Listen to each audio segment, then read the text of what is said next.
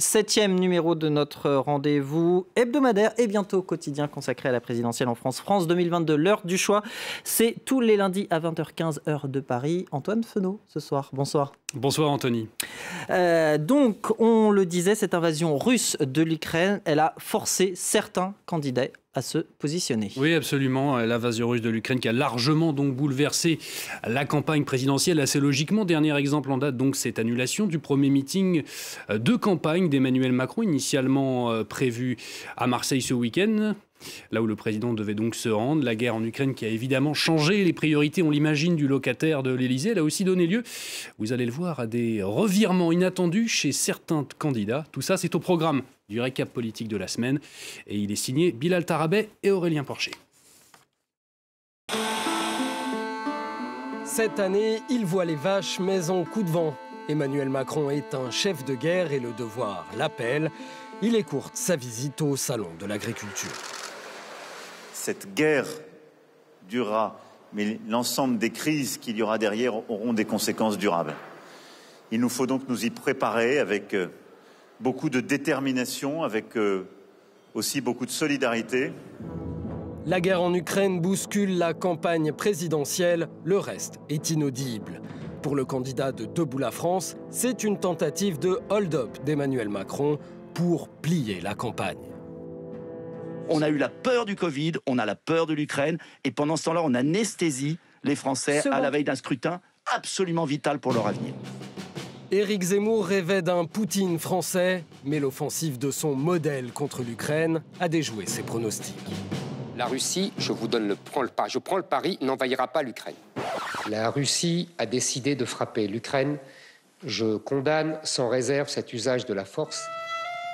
En 2017, Marine Le Pen avait déjà les yeux de Chimène pour le maître du Kremlin et un emprunt russe dans les caisses de son parti.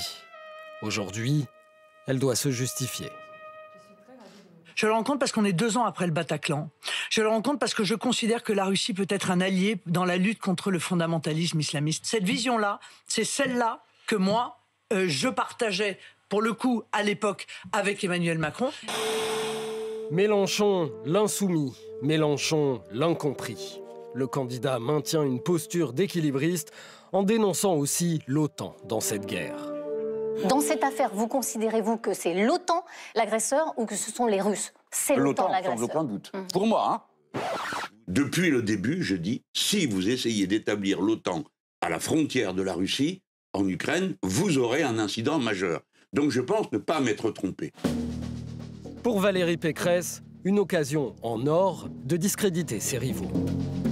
Il y a eu des déclarations très fortes en faveur de M. Poutine de la part d'un Jean-Luc Mélenchon, d'un Éric Zemmour, d'une Marine Le Pen. Et je crois qu'aujourd'hui, ça les discrédite vraiment pour gouverner la France. Mais derrière son assurance, Valérie Pécresse pousse un ouf de soulagement. La nouvelle carrière russe de l'ancien Premier ministre François Fillon commençait à déteindre sérieusement sur sa campagne. Il a démissionné sous la pression. Finalement, la guerre en Ukraine rassemble une gauche divisée. Jadot, Taubira, Hidalgo, unis contre le despote. La candidate PS, en tant que maire de Paris, fait illuminer la Tour Eiffel et en profite pour faire vibrer les valeurs de gauche. Et nous, la gauche européenne, républicaine, sociale, nous n'hésitons pas dans ces moments-là. Nous sommes toujours avec les agressés, les oppressés, avec le droit d'un peuple à décider de son destin. Et voilà, c'est tout pour cette semaine. Et on l'a vu, Antoine, les plus fervents défenseurs du Kremlin, jusqu'ici, ont changé de braquet. Absolument. Condamnation sans réserve de l'invasion russe pour certains, agression de l'OTAN pour d'autres. Donc vous l'aurez compris, cette guerre en Ukraine n'a pas été sans conséquence dans la classe politique. On en parle tout de suite avec notre éditorialiste politique, Roselyne Fèvre. Bonsoir Roselyne. Bonsoir Antoine. Cette guerre en Ukraine, je disais, Roselyne, elle a donc fait des dégâts politiques également chez certains candidats. Bon, on les a vus, 4 blessés. Le Pen, Zemmour, Dupont-Aignan et Mélenchon. Alors ils aiment Poutine les uns et les autres pour des raisons différentes. Ils ont une admiration, ou ils avaient une admiration qui est aujourd'hui contrariée, on le voit. Alors ces 4 personnages sont bien sûr soupçonnés de poutinophilie. L'un, c'est pour, en quelque sorte, le nationalisme et le retour, le rêve d'une grande Russie. L'un parce qu'il aime sa virilité. Rappelez-vous quand Poutine disait à propos des Tchétchènes « je vais aller les buter jusque dans les chiottes ». Il défend l'identité russe et il est prêt à tout, on le voit, pour la défendre. L'un parce que c'est l'ennemi des Américains et que ce sont des méchants, hein, les Américains, quand on écoute Jean-Luc Mélenchon. Alors, toutes ces raisons-là ont un nom, c'est le populisme. Et la conclusion que l'on peut en tirer, c'est que le populisme, bien évidemment, c'est dangereux, surtout quand elles sont dans les mains de quelqu'un comme Vladimir Poutine. Et aujourd'hui, on les regarde sans berlificoter, dans des explications qui ne convainquent qu'eux-mêmes. Alors la question qui vient à l'esprit, c'est est-ce qu'ils sont discrédités dans la course à la présidentielle? En tout cas, on voit leur embarras et leur triste rétropédalage. Certains macronistes pensent que les Français ne préféreront se tourner vers celui qui est à la tête du bateau, malgré les critiques sur ses initiatives diplomatiques qui n'ont pas marché. Le président est aujourd'hui dans la posture du capitaine dans la tempête. Alors, les Français vont-ils donner le code nucléaire au turiféraire de Vladimir Poutine? 2, est-ce que la guerre en Ukraine risque de faire perdre des points à Zemmour, Le Pen ou Mélenchon? C'est un risque, mais ce n'est pas une certitude. En tout cas, Roselyne, Emmanuel Macron semble tirer les bénéfices politiques de cette crise. Dans les sondages, il gagne 2 points au dernier baromètre IFOP. Ses adversaires dévissent. Le président, qui a annulé son meeting de campagne, même s'il n'est pas officiellement candidat, meeting prévu ce week-end à Marseille. Justement, l'annonce de sa candidature, elle doit intervenir au plus tard vendredi.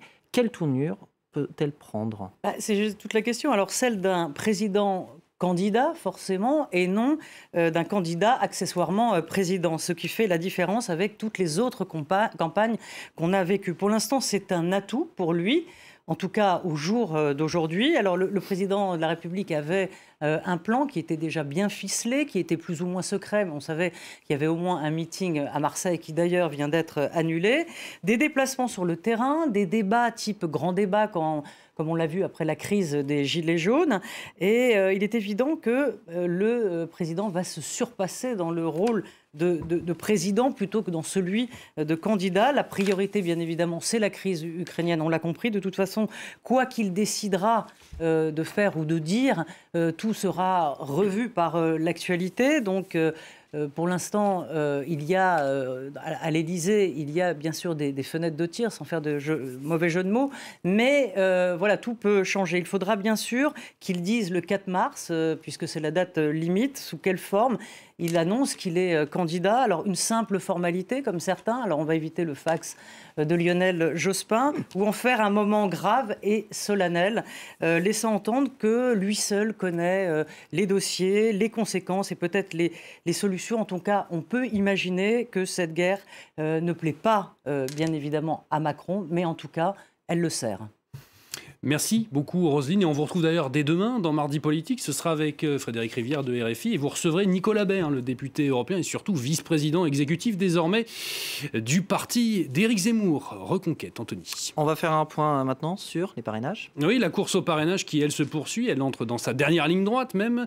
Date limite de dépôt le 4 mars, c'est-à-dire ce vendredi. On va jeter un œil à la dernière mise à jour du Conseil constitutionnel. Elle date de jeudi dernier avec Éric Zemmour notamment, le candidat du parti Reconquête qui n'a pas encore ses parrainages, vous l'apercevez, il lui en manque 85. Marine Le Pen, également candidate du Rassemblement national, elle aussi n'a pas franchi la barre des 500 parrainages, il lui en faut encore 86. À noter qu'elle pourra compter sur le parrainage de François Bayrou.